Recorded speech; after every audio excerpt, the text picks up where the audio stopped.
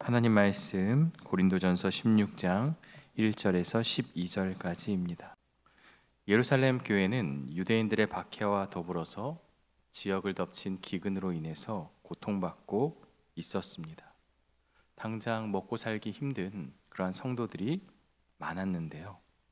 이때 바울은 멀리 떨어진 유럽의 교회들, 특히 고린도 교회를 향해서 뜻밖의 제안을 하게 돼요. 바로 박해와 기근으로 힘들어진 예루살렘 교회를 향하여서 연보를 모아달라는 요청입니다. 바울이 단순히 구호 활동을 하고자 함이 아니라 지역이 다르고 인종이 다르고 여러 가지로 다른 그러한 상황 가운데 있지만 예수 안에서 우리 모두가 한 형제 한 자매임을 나타내기 위해서 고린도 교회 성도들을 향해서 그 책임감을 가지고 하나님의 마음을 담아 연보를 준비하라고 요청하고 있어요. 멀리 떨어진 이웃의 아픔을 나의 아픔으로 여기는 실천적인 모습이 바로 이 연보에 있었던 거죠. 그런데 본문의 맥락을 보면 흥미로운 점이 있어요. 우리가 어제 본문까지 어떤 내용을 살펴보았습니까? 부활에 대한 이야기를 아주 길게 한 4번 정도 나누어서 15장의 말씀을 함께 살펴보았어요. 기독교 신앙의 정점, 그리고 예수님에 대한 가장 중요한 그 놀라운 역사적 사실이 십자가와 부활인데, 특히 이 부활이 놀라운 그러한 사실이라는 것을 설명한 이후에 주의 일에 더욱 힘쓰라고 마지막에 권면을 해요. 주의 일에 더욱 힘쓰라라고 하고 나서 등장하게 되는 첫 번째 내용이 바로 이 16장의 연보에 관한 내용입니다. 이게 부활과 무슨 상관이 있을까? 주의 일과 무슨 상관이 있을까라고 생각할 수 있지만, 연보는 단순히 내 지갑을 열어서 일정 부분을 돕는 것, 하나님께 드리는 것, 이 정도의 차원이 아니라 내가 가진 부활 신앙이 실제의 삶에서 어떻게 드러나고 있는가? 내가 부활 신앙이 없다면 내 것을 누군가를 위해, 또 하나님을 위해 드리는 것이 아까울 수밖에 없어요. 여러분, 당연하지 않습니까? 내 주머니를 여는 것은 쉬운 일이 아니에요. 그러나 부활 신앙을 가진 사람은 이 땅이 전부가 아니고 하나님의 영원한 나라가 있고, 또 부활의 소망을 가지고 형제 자매를 사랑하기 때문에 그 사랑의 마음으로 그 지갑을 열고 마음을 열고 사랑을 표현할 수 있다는 거죠. 부활을 믿는 사람은 이 땅의 물질에 매이지 않고 이웃을 향해 사랑을 펼칠 수 있다라는 것. 그래서 부활과 이 연보가 연결된다라고 우리가 생각해 볼 수 있어요. 먼저 1절을 보면 성도를 위하는 연보에 관하여는 내가 갈라디아 교회들에게 명한 것 같이 너희도 그렇게 하라. 갈라디아서를 보면 구체적인 연보에 대해서는 나오지 않아요. 예루살렘 교회를 향해서 헌금하라는 명령이 나오지 않고 있습니다. 다만 갈라디아서 2장 10절에 가난한 자들을 생각하라 라는 원론적인 말씀만 나오고 있어요. 그렇다면 이 갈라디아서에 없는 내용이다라면 우리가 어떻게 생각해 볼 수 있을까요? 바울이 방문했을 때 구두로 전달했을 가능성이 있습니다. 어쨌든 갈라디아 교회들에게 했던 명령, 그것을 똑같이 고린도 교회 성도들에게 전하고 있는데요. 그 내용이 2절에 나와 있습니다. 매주 첫날에 너희 각 사람이 수입에 따라 모아두어서 내가 갈 때에 연보를 하지 않게 하라. 두 가지 중요한 내용이 여기에 담겨 있죠. 각 사람의 수입에 따라. 부자도 있고 가난한 자들도 있고, 또 형편이 어려운 자들도 있고 넉넉한 자들도 있어요. 모두가 다 똑같이 일괄적으로 얼마를 드리라가 아니라 각자의 처한 형편대로, 드리지 못한 사람도 있겠죠. 강요되어서는 안 된 부분이죠. 그래서 각 사람의 형편에 따라, 그리고 모아두라는 거죠. 내가 거기 방문했을 때 갑자기 즉흥적으로 연보를 거두는 것이 아니라 내가 가기 전에 이미 너희가 준비해 두어야 한다라는 거죠. 규칙성과 계획성이죠. 각 사람의 수입에 따라 규칙을 가지고, 그리고 갑자기 걷는 것이 아니라 미리 목적이 있으니까, 예루살렘 교회를 도와야 하니까 그 목적에 따라 미리 준비하라는 거죠. 여러분, 이것이 무엇을 말하는 것입니까? 이 연보가 부담스럽고 강제되어야 될 그런 일이 아니라 일상적인 신앙의 습관이 되어야 된다는 거예요. 저도 과거에 아주 어렸을 때 어머니께서 새 돈을 받으면 그 새 돈을 성경책 사이에 끼워 두셨어요. 왜 그랬을까요? 이거는 헌금으로 하나님께 드려야 된다. 물론 돈이 다 똑같은 돈이지만 그렇게 했던 것이 굳이 그렇게 해야 되나라고 생각할 수 있지만 저는 마음의 문제라고 생각이 되어져요. 마음으로 이 새돈과 같은 것을 하나님께 드리고자 하는 그러한 마음. 오늘날은 온라인으로도 드리고 여러 가지 방법들이 있고 그것이 중요한 것이냐라고 생각할 수 있지만 저는 마음이 중요하다고 생각이 되어져요. 그리고 따로 떼어놓는 것. 우리는 이것을 드리기 위해서 어느 순간에 딱 드리는 게 아니라 그 수입에 따라 떼어놓는 그러한 신앙의 모습이 우리의 과거의 모습 가운데도 있었고 지금도 그렇게 하시는 분들이 있겠죠. 어쨌든 이 모든 것들은 일상의 습관처럼 거룩의 모습으로 나타나는 거죠. 각자가 다른 형편에 있어요.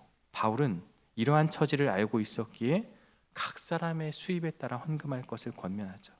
그런데 저는 중요한 것이 무엇이라고 이 말씀 가운데 보여지냐면 결국 마음이라는 거죠.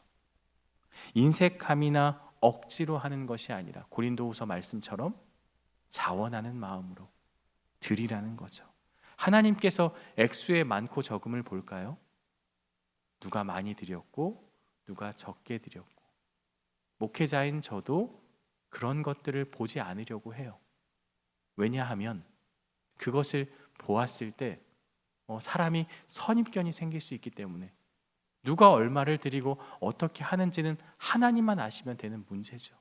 그것을 굳이 인간이 알 필요가 없는 거죠. 다만 그 드리는 사람의 마음 가운데 하나님을 향한 마음이 진정으로 있느냐, 액수의 많고 적음이 아니라 그것을 내가 드릴 때 하나님을 향한 마음으로 드리느냐, 바로 그것이 중요하다는 거죠. 그래서 예수님께서 과부의 2렙돈을 칭찬하신 이유가 어디에 있어요? 그의 마음이 하나님을 향한 마음으로 드렸기 때문에, 그래서 예수님께서 칭찬하신 것이죠. 3절에 보면 내가 이를 때 너희가 인정한 사람에게 편지와 함께 너희의 선물을 보내어 예루살렘에 가지고 가게 하리니, 이 연보가 어디로 가는지 드러나고 있어요. 예루살렘입니다. 예루살렘 교회가 당시에 기근으로 인해서 또 박해로 인해서 경제적으로 매우 결핍 가운데 있었어요. 그런데 이방인 교회였던 고린도 교회가 유대인 중심의 예루살렘 교회를 향해서 연보를 한다, 도와준다. 이것은 엄청난 사건이에요. 이게 반대가 되면은 조금 납득할 수 있지만 이방인 교회가 유대인 교회를 돕는다는 이 모든 것은 굉장히 파격적인 일이죠. 왜냐하면 유대인들은 이방인을 어떻게 취급했어요? 짐승처럼, 벌레처럼 더러운 사람들이라고 그렇게 단정 지었어요.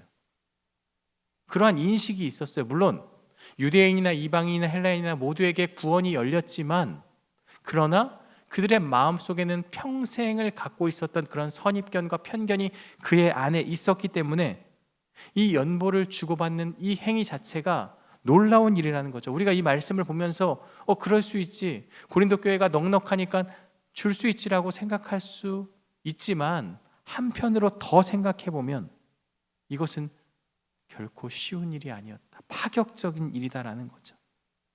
유대인들의 정서로는 받아들이기 어려운 일이죠. 그러나 유대인과 이방인에게 차별이 없다는 복음의 능력이 이 연보를 주고받는 이 행위를 통해서 드러나게 되는 것이죠. 바울이 이것에 대해서 강조하는 것은요, 단순히 어려운 교회를 돕는 차원을 넘어서 단순한 구제가 아니라 복음이 만들어내는 하나됨의 모습을 보여주고 있는 하나의 증거라는 것을 우리가 깨닫게 되는 것이죠. 4절에 보면 바울은 자신이 직접 갈 가능성도 열어두죠. 나도 가는 것이 합당하면 그들이 나와 함께 가리라. 이 연보를 전달하는 일에 바울이 같이 가야 될 필요가 있다면, 그렇다면 내가 동행하겠다는 거죠.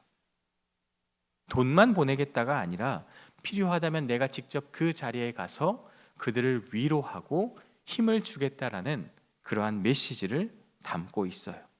그러면서 바울이 자신의 이 여행의 구체적인 경로를 소개하고 있어요. 5절에 보면 마게도냐를 지날 터이니 마게도냐를 지난 후에 너희에게 가서, 이건 고린도를 말하는 거죠, 함께 머물고 겨울도 지내겠다는 거죠. 그리고 내가 다음 사역지로 갈 때 고린도 교회에 도움을 받고자 한다는 내용이 6절에 담겨 있어요.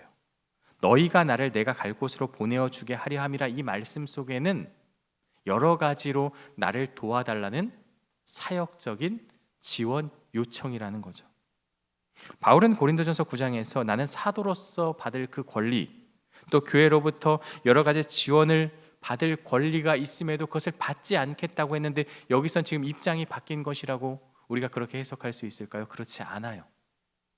바울은 복음을 전하는 사역을 위해서는 동역의 차원에서 도움을 구하는 것이지 사도로서의 그 권리를 주장하는 것이 아닙니다. 내가 사도이기 때문에 너희가 나를 반드시 도와야 된다, 이런 의미가 아니라 나는 지금 복음을 전하는 자로서 그 사역을 위해서 너희가 한 마음으로 이 사역에 대한 마음을 모아달라는 요청이지, 내가 사도이기 때문에, 내가 특별하기 때문에 도와달라는 그러한 요청이 아닌 것이죠. 내 권리 행사가 아니라 복음 전파를 위한 협력이라는 것을 바울이 강조하고 있어요. 7절에 보면 이제는 지나는 길에 너희 보기를 원하지 아니하노니, 지나가는 길에 잠깐 들르는 것을 원하지 않습니다. 이는 내가 너희와 함께 얼마 동안 머물기를 바람이라. 주께서 만일 허락하시면 그리 하리라. 바울이 고린도 교회를 향한 애정과 그 마음이 담겨 있는 표현이죠. 그런데 이 말씀 속에서 한 가지 분명한 진리를 깨닫게 돼요. 바울이 내 뜻이 아니라 주께서 허락하시면, 그의 사역의 원칙은 주님이 허락하시면에 담겨 있어요.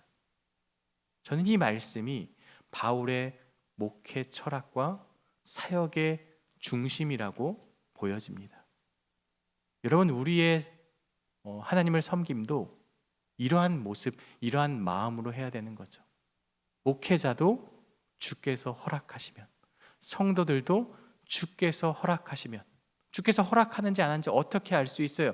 우리가 말씀을 통해서, 매일 말씀의 묵상을 통해서 주님의 뜻을 알 수 있기 때문에 우리가 따져 묻지 않아도 주님의 마음을 알고 있다면 그 주님의 뜻을 따라 행하는 것이 주께서 허락하시면 이라는 것의 삶의 모습인 거죠. 나의 모든 계획을 주님의 뜻 아래 두는 겸손한 자세. 인간이 계획하지만, 사람이 마음으로 계획하지만 그 걸음을 인도하시는 분은 여호와 하나님이라는 고백이 바로 주께서 허락하시면에 담겨 있는 그러한 핵심인 것이죠. 8절에 보면 내가 오순절까지 에베소에 머물려 하노니, 지금 바울이 어디에서 이 편지를 쓰고 있는지를 보여주고 있죠. 에베소에 있는 것이죠. 그곳에 오순절까지 머물겠다. 그 이유가 무엇이냐? 9절에 나오죠. 내게 광대하고 유효한 문이 열렸으나. 복음을 전해야 할 그 문이 열렸다는 거예요. 복음을 전해야 될 그러한 지금 형편과 상황이기 때문에 내가 열심을 다해서 오순절까지 그 사역을 하겠다. 그러나 대적하는 자가 많다라는 것은 그의 사역이 녹록치 않음을 보여주고 있습니다. 도구 기도를 요청하는 거죠. 너희가 나를 위해서, 이 사역을 위해서 기도해 달라라는 요청으로 저는 이 구절 말씀이 읽혀졌어요. 물론 바울이 그런 얘기를 하지 않았지만 이 편지를 쓰면서 지금 복음의 문이 광대히 열렸고 내가 그 사역을 감당함에 있어서 대적하는 자가 많기 때문에 이런 나를 위해서 기도해 달라. 사역의 현실이 그러해요. 사역의 문이 열리는 그 순간에 대적들도 있기 때문에 그래서 함께 기도하는 것이 필요해요. 우리가 어제 오후 예배 때 미얀마 선교 보고를 우리가 장로님을 통해서 들었죠. 저도 미얀마에 아직 한 번도 가지 않았기 때문에 그 사역이 어떠한지 물론 선교사님과 만나면서 들었지만 또 어제 그 보고를 통해서 많은 부분을 깨닫게 됐어요. 그 사역의 현장, 그 척박함, 어려움, 아마도 선교사님은 10분의 1도 얘기하지 않았어요. 더 많은 어려움과 아픔이 있겠죠. 그럼 우리 성도님들에게 무엇을 이야기한 것입니까? 나를 뭐 물질로 도와달라? 아니요. 저는 그 전에 마음을 모아서 이 사역과 미얀마 땅을 위해서 기도해 달라. 저는 그 마지막 그 멘트를 통해서 그러한 부분들을 느낄 수 있었어요. 그리고 마음이 모아져야 또 물질도 가는 것이기 때문에 저는 분명한 것이 우리가 이 선교지의 사역의 척박함과 이 어려움, 대적의 문이 열려 있기 때문에 우리가 기도해야 한다는 것을 어제 그 보고를 통해서 깨닫게 된 것이죠. 10절에 보면 바울이 자신의 동역자 디모데를 부탁하는 장면이 나와요. 디모데가 이르거든 너희는 그가 두려움이 없이 너희 가운데 있게 하라. 그는 나와 같이 주의 일을 힘쓰는 자임이라. 디모데가 나이가 어렸죠. 연소했죠. 그래서 교회 안에서 무시당할 우려가 있습니다. 오늘날 사역자들도 마찬가지 아닙니까? 조금 젊은 사역자의 경우에는 이런 경우들이 종종 발생할 수 있어요. 그런데 성숙한 성도들은 목회자의 또 사역자의 연소함을 가지고 무시하지 않습니다. 제가 지금까지 사역하면서 전도사부터 했지만 제가 어린 전도사였을 때도 성도님들은 저를 위해서 존중하고 또 그 사역을 잘 감당할 수 있도록 배려해 주셨죠. 제가 처음 사역을 할 때도 청년이었다가 그 교회에서 사역을 하다 보니까 이제 형들이 현시가 이렇게 불렀었는데 어느 순간 저에게 말을 걸지 않더라고요. 왜? 전도사님이라고 해야 되니까.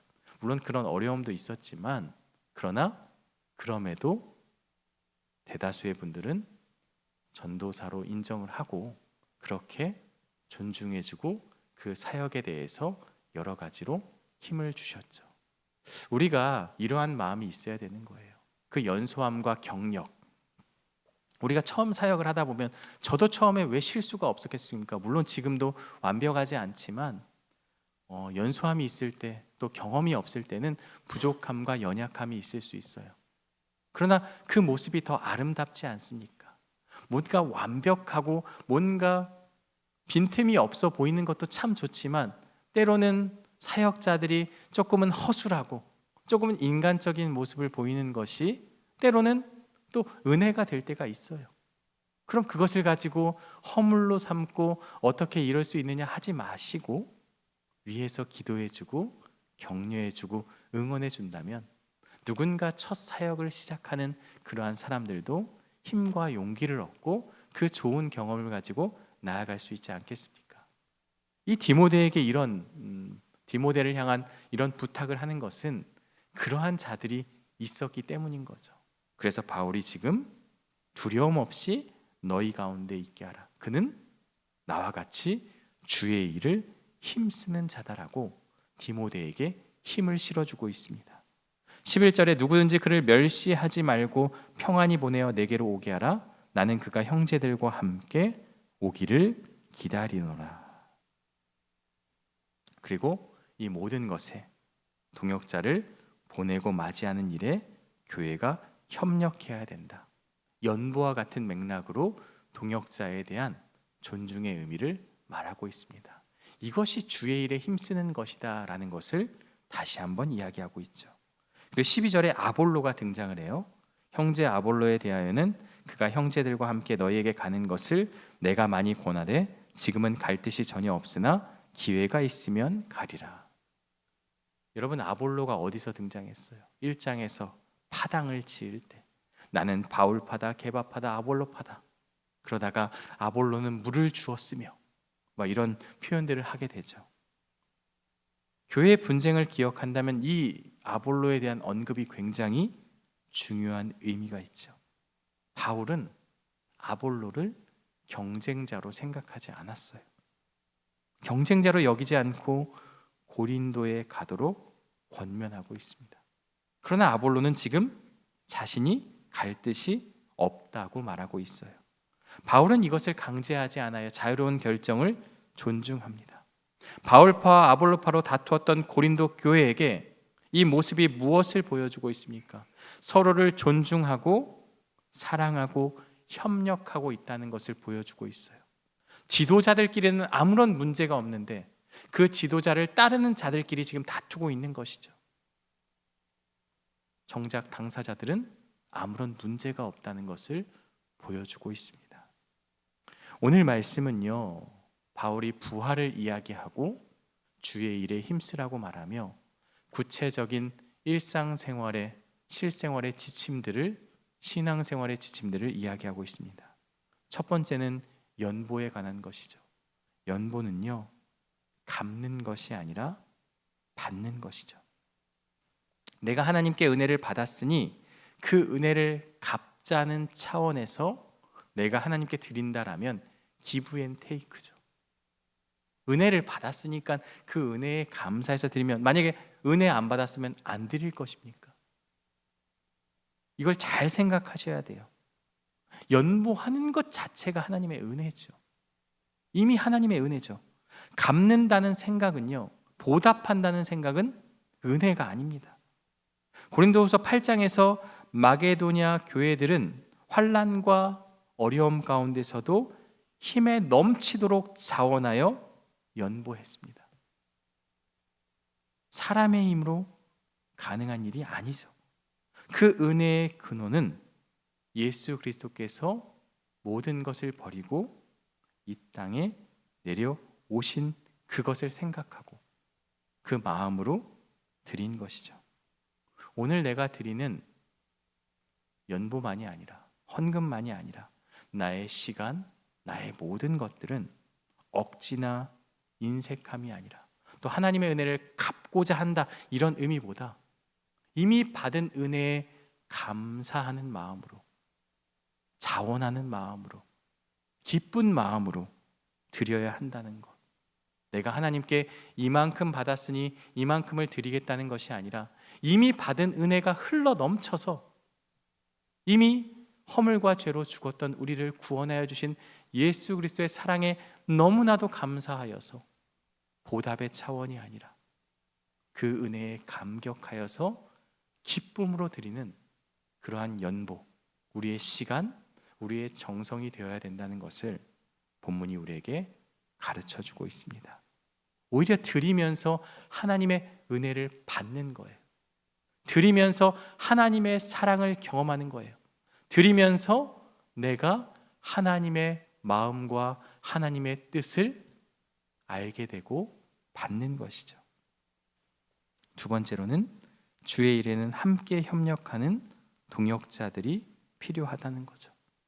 본문에서 바울은 디모데를 부탁하고 아볼로를 권하고 자신의 사역을 위해서 도움을 요청하고 있어요.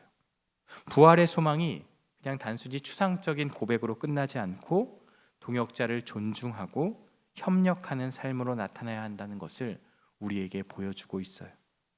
교회 안에서 함께 사역하는 사람들, 함께 섬기는 사람들을 무시하거나 멸시하지 않아야 합니다. 어떠한 곳에서 어떠한 방식으로 섬기든 오히려 그 섬김에 대해서 귀하게 여기고 감사의 마음으로 사랑의 말을 전해야 하는 것이죠. 나이가 어리든 경험이 적든 주의 일을 힘쓰는 자라면 존중받아야 합니다. 뜨거운 태양볕에 또 주차 관리를 위해서 또 식당에서 물론 보이는 곳에서 섬기는 분들도 있지만 그분들도 대단하고 귀한 일이죠. 그러나 보이지 않는 곳에서 은밀한 곳에서 이름 없이 빛도 없이 섬기는 분들이 있다면 그분들이 주의 일에 힘쓰는 것이기에 존중하고 배려의 말과 사랑의 말을 전하는 것이 우리에게 필요하다는 거죠. 그리고 경쟁이 아닙니다. 찬양대도 여러 찬양대가 있죠. 경쟁하는 게 아니죠. 교육부서도 여러 부서가 있죠. 경쟁하는 게 아니죠. 서로가 시너지가 나서 함께 해야 되는 거죠. 사역자들도 마찬가지입니다. 뭐 담임 목사, 부목사, 전도사님 다 있지만 그것이 경쟁의 관계가 아니라 우리가 함께 합력하여 선을 이루는 관계이기 때문에 서로를 더 세워주고 서로를 더 위해주는 그러한 모습, 우리 교육자 그룹도 그렇게 되어야 되고 우리 성도님들도 그렇게 되어야 한다는 것을 우리에게 가르쳐주고 있습니다. 서로를 세워주고 주의 일에 힘쓰는 것, 오늘 말씀이 우리에게 강조하고 있는데요. 부활에 대한 이야기를 바울이 계속해서 했습니다. 그 부활의 소망이 우리의 머릿속에만 있는 것이 아니라 구체적인 하나님께 드림으로 그리고 동역자를 존중하는 태도로 우리의 신앙생활이 이러한 모습으로 나아가기를, 또 이런 저와 여러분들 되시기를 주님의 이름으로 간절히 축원합니다. 함께 기도하겠습니다.